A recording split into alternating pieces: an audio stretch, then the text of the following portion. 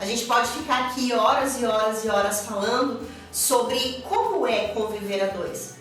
A importância de tudo isso é você entender que sem diálogo, sem respeito, sem renúncia e sem ação, o amor às vezes ele vai se destruindo. E aí sim faz sentido se separar. Mas tudo tem solução. O seu casamento tem solução.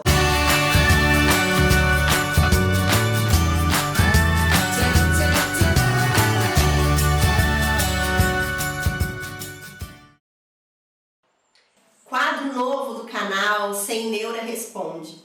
Gente, foram muitas perguntas, a gente selecionou algumas delas só pra gente responder, mas como a gente vai ter sempre esse quadro, pode continuar mandando sempre que vocês quiserem as perguntas, que a gente já vai juntando pro próximo vídeo do quadro, tá bom? Mas antes de mais nada, dá like, se inscreve no canal, ativa o sininho, compartilha nas suas redes, segue o Sem Neura nas nossas redes sociais e já vai pedindo e já vai pipocando as perguntas aqui embaixo, que no próximo vídeo a sua pergunta vai estar sendo respondida, tá bom? A primeira pergunta que uma colega, uma parceira do Sem Neura mandou é essa questão da família, de agradar, da pressão.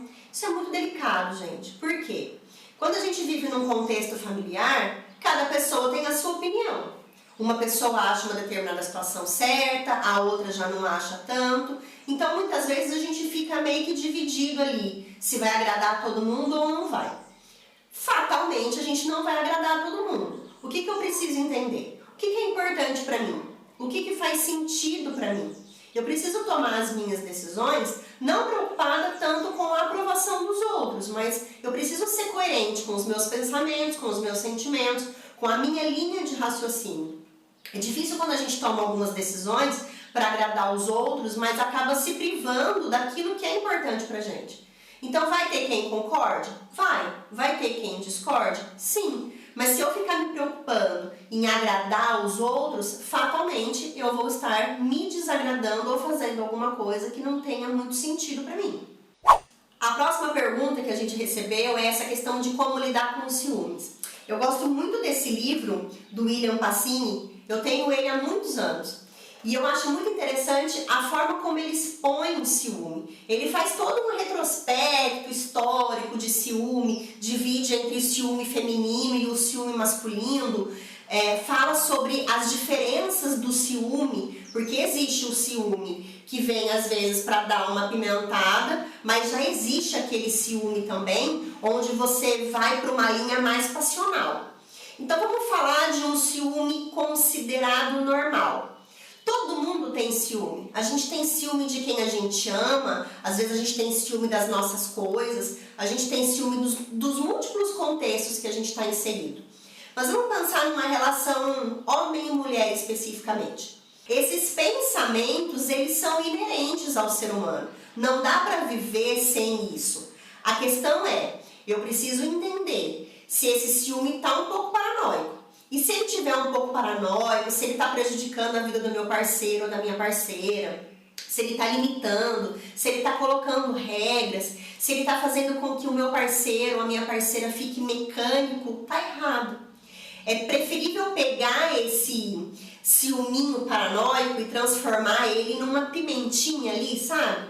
Sabe quando a gente consegue criar naquela relação uma sensação de fazer com que o parceiro nos ame cada vez mais e queira cada vez mais estar do nosso lado? Isso é como o Willy disse, é um ciúme afrodisíaco. Então vamos entender o que é esse ciúme, até que ponto esse ciúme já chegou. Eu estou engessando o meu parceiro ou eu tenho um medo natural de perdê-lo? A gente precisa entender essas diferenças. Mas o mais importante, transforma esse ciúminho numa pimentinha que sempre fica mais gostoso. Ajudar um depressivo pode ser fácil e difícil. Primeiro, o depressivo tem que se reconhecer nessa condição. Ele precisa entender que ele desenvolveu uma doença. Não é culpa dele, não é culpa de quem está à volta dele. Mas o que é importante? Procurar tratamento, incentivar esse depressivo a procurar um tratamento, uma psicoterapia, uma medicação. E o que eu posso fazer estando do lado de alguém que está com depressão? Trazer outras ferramentas. Então fazer esse depressivo, fazer aquelas trocas de hormônios, sabe? Quando a gente diminui o nível de cortisol, que é do estresse, da própria doença, fazer com que esse indivíduo produza altos níveis de endorfina.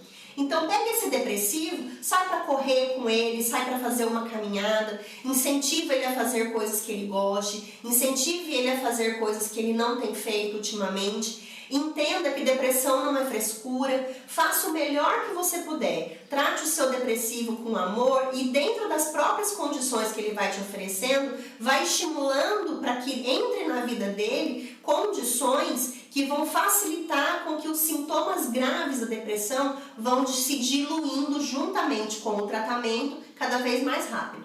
Inclusive para você que está nessa condição, ou de depressivo, ou de conviver com o depressivo, se você olhar lá no histórico do nosso canal, tem a diferença entre a tristeza e a depressão. Lá a gente fala um pouquinho e dá várias dicas sobre como conviver com o depressivo, tá bom? Corre lá que o Sem Neura já deu essa informação para você.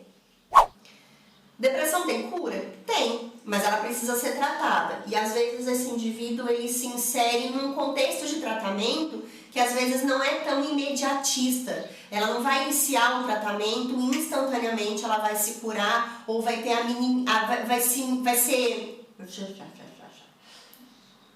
múltiplos tratamentos, múltiplos fatores precisam ser evidenciados nessa depressão. Então, a terapia, a medicação, a introdução de atividade física, compreender que isso é uma condição que veio se agravando com o decorrer do tempo e provavelmente ela chegou num ponto em que agora você sente que você vai morrer.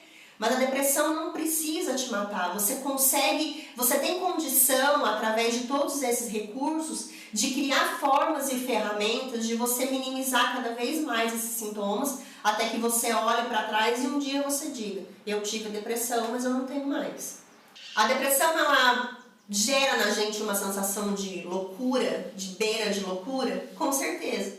Porque chega uma hora em que o depressivo está há tantos anos vivendo com aquilo e ele não vê saída, ele não vê solução, ele não vê alternativa.